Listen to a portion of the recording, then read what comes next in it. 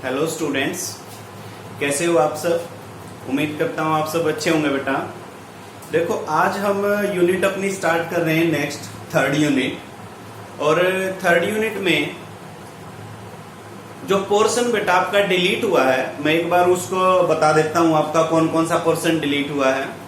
और जो deleted portion है उसमें अगर हम कहें प्रदीप बुक के अकॉर्डिंग, तो पहला जो पार्ट है वो लगभग पूरा स्किप हो चुका है, फर्स्ट पार्ट। अब मैं टॉपिक्स आपको बता देता हूं कि कौन कौन से वो टॉपिक आपके जो डिलीट हुए हैं वो बात कर लेते हैं भाई। फर्स्ट तो है इंट्रोडक्शन ऑफ फोर्स, फोर्स की डेफिनेशन और यूनिट्स, वो सारे गए हैं। इंट्रोडक्शन ऑफ फोर्स ये आपका कंप्लीट डिडक्ट हो चुका है। उसके बाद दूसरा पॉइंट आता है इनर्सिया, लॉ ऑफ इनर्सिया, ये भी आपका कंप्लीटली डिडक्ट हो चुका है। थर्ड जो टॉपिक आता है वो मैं एक में ही कंप्लीट कर देता हूं, बहुत सारे हैं। Newton's laws and their applications, वो भी आपके सारे खत्म हो चुके हैं। पर बेटा ये पता है क्यों खत्म किए हैं सीबीएसई ने? काफी पॉइंट्स हैं, दिमाग में रखते हुए खत्म किए गए हैं ये। और न्यूटन्स लॉज, इनर्शिया और फोर्स, जितने भी टॉपिक्स आपके, ये अभी तो मैंने 3 लिखे हैं, और भी टॉपिक्स लिखूंगा 2-3 और, वो सारे टॉपिक्स आप 9th क्लास में कर चुके हो, उनके ऊपर से आपकी नजरें जा चुकी हैं। इसीलिए इन्होंने क्या कहा कि सीबीएसई ने कि भाई 11th क्लास से वो स्किप कर दो ताकि बर्डन 11th में कम रहे बच्चों के पास, और वो पढ़ चुके हैं ऑलरेडी स्टूडेंट्स। तो लॉज ऑफ जो मोशन है या न्यूटन्स लॉज ऑफ मोशन है वो आप कर चुके हो, 3 लॉ होते हैं। तो बेटा अगर किसी ने ये सोचना है कि ये करना है कि भाई चलो डिलीट तो हुआ पर हमें पढ़ना है, तो वो आप अपने 9th क्लास से पढ़ सकते हैं। या कोई डाउट हो तो आप मेरे से पर्सनली कांटेक्ट कर सकते हैं, ठीक है बेटा। नेक्स्ट जो क्वेश्चन है, सॉरी टॉपिक आपका डिडक्ट हुआ है, वो हुआ है भाई आपका इम्पल्स कंप्लीटली, इसके एप्लीकेशंस भी और ये भी। नेक्स्ट है जो वो लीनियर मोमेंटम, और लीनियर मोमेंटम के काफी एप्लीकेशंस थे आपके 11th क्लास के सिलेबस में, जैसे रॉकेट सिस्टम उनमें से बेस्ट था, मेन था, इंपॉर्टेंट था। तो लीनियर मोमेंटम आपका यहाँ से डिलीट हो चुका है। तो ये जो कुछ टॉपिक्स हैं ये आपके यूनिट 3rd से डिलीट हुए हैं। और यूनिट 3rd से डिलीट होने का मतलब ये है कि आपका जो 3rd का फर्स्ट पार्ट है प्रदीप बुक के अंदर, वो आपका क्या हो चुका है, कंप्लीटली डिलीट हो चुका है, ठीक है। उसमें से फिर भी कोई बच्चा अगर बेटा कोई पूछना चाहे, कंपटीशन की तैयारी कर रहा है, तो मैं आपको हमेशा रेडी हूं बताने के लिए, वो बच्चा आप मेरे पूछ सकते हैं। अब हम जो नेक्स्ट पार्ट स्टार्ट करेंगे, नेक्स्ट पार्ट स्टार्ट करने जा रहे हैं फ्रिक्शन। नेक्स्ट पार्ट जो हम स्टार्ट करेंगे दैट इज फ्रिक्शन। और फ्रिक्शन क्या होता है ये भाई आपका प्रदीप की बुक में तो आपका 2nd है, जबकि एनसीईआरटी में आपका नेक्स्ट चैप्टर यानी कि 4th में ही इंक्लूडेड है ये फ्रिक्शन क्या होता है। अब देखो भाई फ्रिक्शन क्या होता है, क्या इसके टाइप्स हैं, क्यों ये अप्लाई होता है, क्या इसके कॉजेज हैं, ये सारी बातें हम पढ़ेंगे अब इसमें। तो फ्रिक्शन क्या होता है, सबसे पहले अगर आपसे डेफिनेशन पूछी जाए व्हाट इज फ्रिक्शन, तो friction is an opposing force which comes in account when two objects becomes in contact with each other, becomes in contact with each other.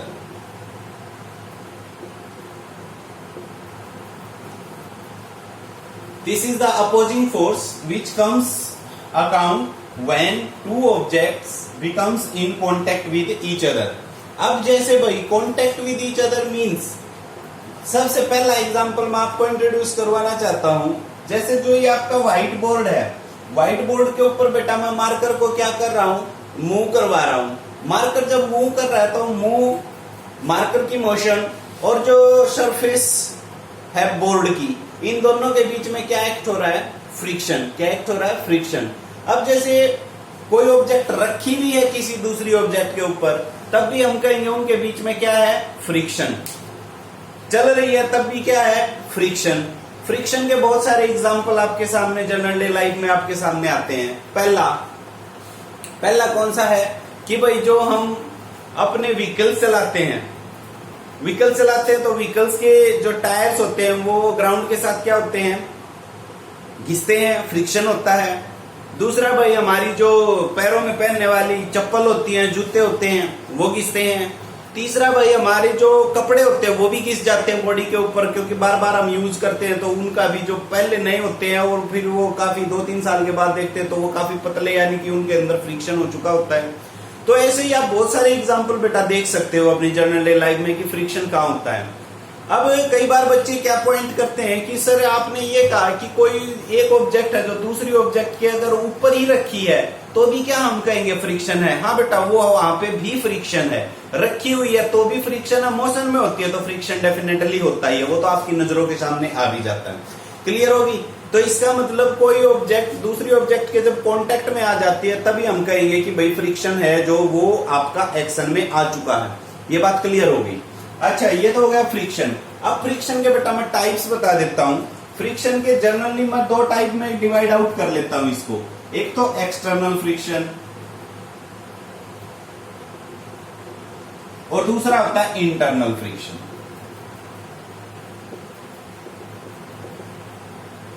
External friction और इंटरनल फ्रिक्शन। एक्सटर्नल फ्रिक्शन क्या होता है? बिल्कुल नाम से ही clear हो गया बेटा, आपको नाम से ही क्लियर हो जाता है। जब कोई भी दो objects, when two objects becomes in contact with each other, when two objects becomes in contact with each other, when two objects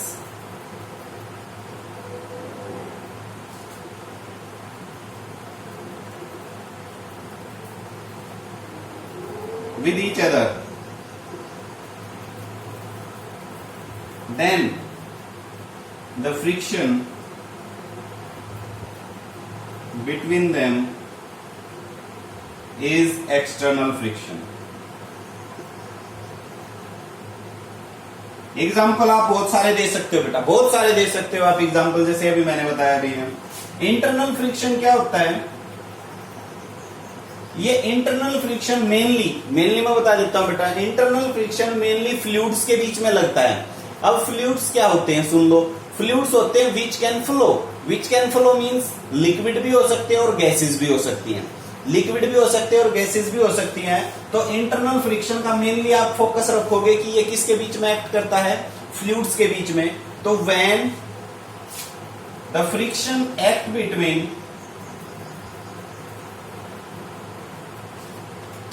two layers in a common medium is called internal friction. इस बात को समझ लो बेटा। Internal friction क्या हुआ? Internal friction mainly fluids के बीच में लगता है, फ्लूइड्स के बीच में लगता है और एक ही फ्लूइड के बीच में, एक ही फ्लूइड के बीच, ऐसा नहीं कि दो के बीच में तो फिर से वो किसका एग्जांपल हो जाएगा? एक्सटर्नल का। एक ही फ्लूइड के बीच में लगता है। जैसे मैं एक एग्जांपल बताता हूं आपको, ये जनरल डे लाइफ के एग्जांपल बताता हूं बेटा मैं। तो जैसे आप खेतों में गए हो तो कभी वो जो एक नाली होती है पानी की, पानी जाता है जिसमें एक खेत से दूसरे खेत में, वो नाली देखी होंगी आपने बहती हुई, या अपनी कोई नहर देखी होगी। उस नहर में हमें केवल और केवल क्या दिखाई देता? अगर साफ सा पानी हो तो नीचे वाला पानी तो हमें दिखाई देता स्टेशनरी, खड़ा, और जबकि ऊपर वाली लेयर बहती हुई दिखाई देती है। बस ऊपर वाली लेयर बहती हुई क्यों दिखाई देती है और नीचे वाला खड़ा क्यों दिखाई देता है? सुन लो। सबसे नीचे क्या होता है? उस नाली के अंदर ग्राउंड होता है, मिट्टी होती है। जब पानी की लेयर उसके ऊपर से जाएगी तो मिट्टी रफ होती है, पानी थोड़ा सा स्मूथनेस के अंदर आ जाता है, तो उन दोनों के बीच में फ्रिक्शन होगा मैक्सिमम। जो ही उसके ऊपर एक और लेयर आ गई, उस लेयर और पहली लेयर जो कि ग्राउंड के टच में है, ध्यान से सुनो, ऊपर वाली लेयर और जो पहले वाली लेयर है जो ग्राउंड के टच में है, दोनों के बीच में फ्रिक्शन थोड़ा सा कम और हाइट पे आए और कम, और हाइट पे आए और कम, और हाइट पे आए और कम। तो जब सबसे टॉप मोस्ट लेयर पे आ जाते तो जो top most layer of water होती है वो सबसे कम फ्रिक्शन फील करती है, और सबसे कम फ्रिक्शन फील करेगी तो इसलिए उसकी वेलोसिटी क्या हो जाती है, सबसे ज्यादा। तो इसीलिए बेटा हमें जो वो जब नाली या नहर में से पानी बह रहा होता तो हमें जस्ट ओनली अपर लेयर ही फॉलो करती हुई दिखाई देती है। क्यों? क्योंकि वो सरफेस, उस लेयर का जो फ्रिक्शन होता है, इंटरनल फ्रिक्शन, वो क्या होता है, सबसे लेस होता है। लेस होता है तो वेलोसिटी क्या होगी, ज्यादा। तो क्लियर हो गया डिफरेंस इंटरनल फ्रिक्शन और एक्सटर्नल फ्रिक्शन, ये बात हो गई। अच्छा, अब आगे बढ़ते हैं भाई।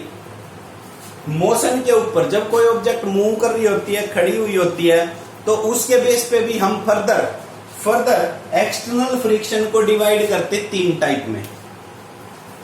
टाइप ऑफ एक्सटर्नल फ्रिक्शन,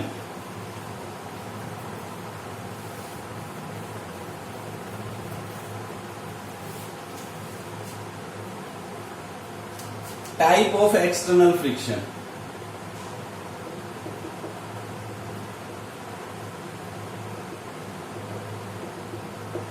तीन टाइप का होता भाई ये। सबसे पहले है static friction,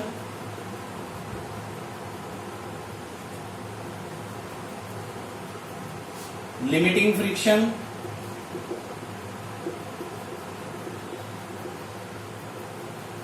and last one is kinetic friction. इसको डायनामिक भी बोल देते हैं भाई,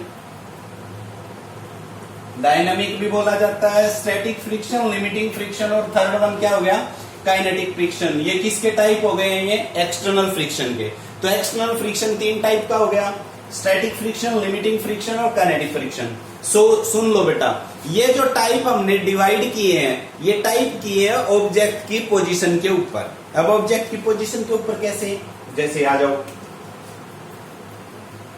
ये कोई भी मान लो अपने पास स्मूथ हॉरिजॉन्टल सरफेस है और इसके ऊपर ये कोई बॉक्स रखा है। स्मूथ हॉरिजॉन्टल सरफेस है और उसके ऊपर रखा है एक बॉक्स। अब बॉक्स शुरू में है रेस्ट पे। रेस्ट पे जब होती है कोई भी ऑब्जेक्ट किसी दूसरी ऑब्जेक्ट की सरफेस पे, तो रेस्ट में जब ऑब्जेक्ट प्रेजेंट होगी तो रेस्ट में दोनों ऑब्जेक्ट, दोनों कह लो क्योंकि नीचे वाली तो रेस्ट में है, ऊपर वाली भी रेस्ट में है। जब दोनों ऑब्जेक्ट रेस्ट में होती है, then the friction acting between the surfaces of the objects is called static friction. Static का मतलब ही क्या होता है बेटा, रेस्ट पे। स्टैटिक का मतलब क्या होता है, रेस्ट पे। When the objects are present at rest with the contact each other, then the friction acting between the surfaces of two objects is called static friction। तो ये static friction की definition बन गई भाई, when object is at rest on the surface of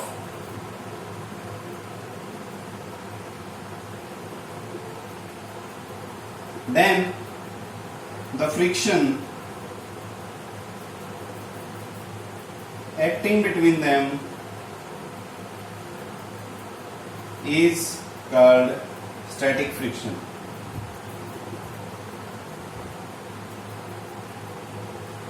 जैसे भाई आदमी ground पे खड़ा है तो उसके पैर, शूज और चप्पल के बीच में और ग्राउंड के बीच में जो भी फ्रिक्शन होगा, खड़ा होने का मतलब, तो वो कौन सा हो गया, स्टैटिक फ्रिक्शन। तो स्टैटिक फ्रिक्शन हो गया when object is at rest on the surface of other object, then the friction acting between them, between them का मतलब surfaces के बीच में, is called static friction। अब बात कर लेते हैं लिमिटिंग। अब भाई मान लो ये बॉक्स मैंने इस F फोर्स के साथ खींचना स्टार्ट कर दिया, पर वो खींचा नहीं है, जस्ट मैं उसको खींचने के लिए रेडी हुआ हूं और इतना फोर्स लगा दिया मैंने कि मतलब वो अगर मैं उस फोर्स से थोड़ा सा भी ज्यादा लगाऊं तो वो मोशन में आ जाएगा, और वो उस फोर्स के बराबर रखूं तो वो किस में है, रेस्ट में। थोड़ा सा ज्यादा होते ही किस में है, मोशन में, और वो उसके बराबर रखूं तो किस में रहेगा, वो रेस्ट में। यानी कि वो जस्ट रेडी टू मूव है, जस्ट रेडी टू मूव। तो जब कोई ऑब्जेक्ट किसी दूसरी ऑब्जेक्ट की सरफेस के ऊपर रेडी टू मूव हो जाए, यानी कि चलने के लिए बिल्कुल रेडी हो जाए, तो उस टाइम के फ्रिक्शन को हम क्या कहेंगे, लिमिटिंग फ्रिक्शन। यानी कि ऑब्जेक्ट उस लिमिट पे खड़ी है, उस लिमिट से नीचे तो रेस्ट पे, और उस लिमिट से ऊपर क्या है, मोशन में। तो such type of friction is called limiting friction. When object is just ready to move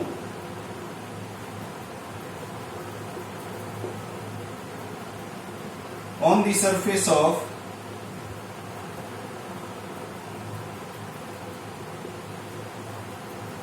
then such type of friction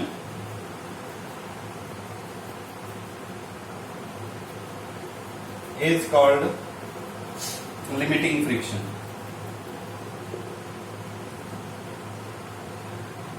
इसको हम क्या कहेंगे भाई? Limiting friction. नेक्स्ट वन है भाई काइनेटिक फ्रिक्शन. तो काइनेटिक, अब देखो पहले रेस्ट पे था, फिर रेडी टू मूव हो गया, अब वो किस में आ जाएगा? मोशन में. जब ऑब्जेक्ट मोशन में आ जाएगी तो फ्रिक्शन है जो, वो कौन सा फ्रिक्शन हो जाएगा? Kinetic friction. When one object move on the surface of other object, such type of friction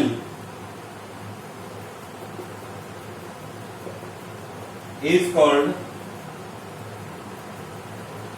kinetic friction. तो बेटा देखो ये हमने 3 टाइप के फ्रिक्शन किए हैं. तीनों टाइप के फ्रिक्शन मैंने विद एग्जांपल बताए हैं. बॉक्स का एग्जांपल ले लिया, ह्यूमन बींग्स का एग्जांपल ले लिया, और भी कई सारे एग्जांपल ले सकते हो आप. तो फ्रिक्शन मेनली जो एक्सटर्नल फ्रिक्शन है मेनली कितने टाइप का पढ़ लिया हमने? 3 टाइप का. कौन कौन से हो गए वो एक बार रिवाइज कर लो मन में, दिमाग में अपने नाम. Static friction, limiting friction, kinetic friction. Static friction जब ऑब्जेक्ट रेस्ट पे होती है, limiting just ready to move होती है, और जब मोशन में होती है तो कौन सा फ्रिक्शन लगेगा? Kinetic friction. अब बात कर लेते हैं ये जो काइनेटिक फ्रिक्शन है ये फर्दर 2 टाइप का होता है. काइनेटिक फ्रिक्शन फिर से 2 टाइप का हो गया. अब काइनेटिक फ्रिक्शन के टाइप पढ़ते हैं. काइनेटिक फ्रिक्शन मैंने बोला 2 टाइप का फिर से हो गया भाई. अब कौन से वो 2 टाइप बन गए हैं वो देख लो.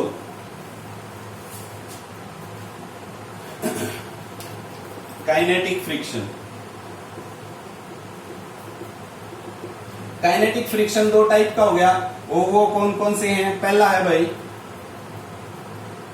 रोलिंग फ्रिक्शन, और दूसरा है स्लाइडिंग फ्रिक्शन. रोलिंग फ्रिक्शन तो कोई भी ऑब्जेक्ट है वो ग्राउंड पे क्या कर रही है? रोल. ये इस तरफ रोल करती हुई जा रही है भाई, यूं. और स्लाइडिंग फ्रिक्शन कोई भी ऑब्जेक्ट है इंक्लाइंड प्लेन से नीचे की तरफ स्लाइड हो रही है. तो इस टाइप के, इस केस में जो फ्रिक्शन लगेगा वो तो क्या हो गया? Sliding friction. और रोल होती हुई जा रही है, जैसे फुटबॉल रोल होती हुई जाती है, गोला कोई रोल होता हुआ जाता है, ड्रम कोई रोल होता हुआ जाता है, कई बार आप सिलेंडर को पैर मारते हुए धकेल के लेके जाते हो. तो इस टाइप के एग्जांपल्स वो किसके हैं? रोलिंग के. स्लाइडिंग के क्या हैं? जब हम भाई ऊपर से वाटरफॉल के अंदर आते हैं, कई बार वाटर पार्क में जाते होंगे स्टूडेंट्स आप, तो वो ऊपर से स्लाइड होते हुए आते हैं, तो वो कौन सा फ्रिक्शन है? Sliding friction. क्लियर होगी? तो आप क्या लिखोगे? When one object rolls on the surface of other object. भाई जैसे क्रिकेट के अंदर जो बॉल होती है, बॉल ग्राउंड के ऊपर से रोल होती हुई जाती है, फिर थोड़े टाइम के बाद वो रुक जाती है. क्यों रुक जाती है? क्योंकि कौन सा फ्रिक्शन लगा हुआ है? Rolling friction. When one object rolls on the surface of other object, then the friction act is called then the friction in action is called rolling friction. और स्लाइडिंग भाई when one object slides, slide का मतलब आपको पता ही है, slide on the surface of an inclined plane. जरूरी नहीं है वो इंक्लाइंड प्लेन ही हो, हॉरिजॉन्टल पे भी तो स्लाइड हो सकते हैं. Inclined plane. When one object slide on the surface of an inclined plane, then the friction in action is called sliding friction. Is called sliding friction. तो ये आपके फ्रिक्शन और फ्रिक्शंस के टाइप्स और इनकी डेफिनेशंस हो गई हैं भाई. आप इनको नोट कर सकते हो.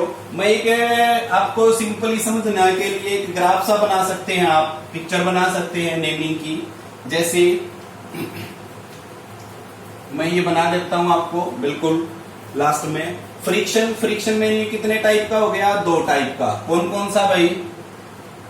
External friction, internal friction. Revise कर रहे हैं हम, रिवाइज कर लो। Internal friction, external friction.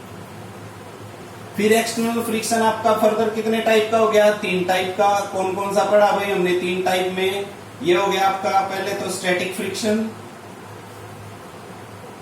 दूसरा कौन सा था? लिमिटिंग फ्रिक्शन, और तीसरा कौन सा है? Kinetic friction. फिर काइनेटिक फ्रिक्शन आपका 2 टाइप का हो गया। कौन कौन सा? रोलिंग फ्रिक्शन और ये स्लाइडिंग फ्रिक्शन।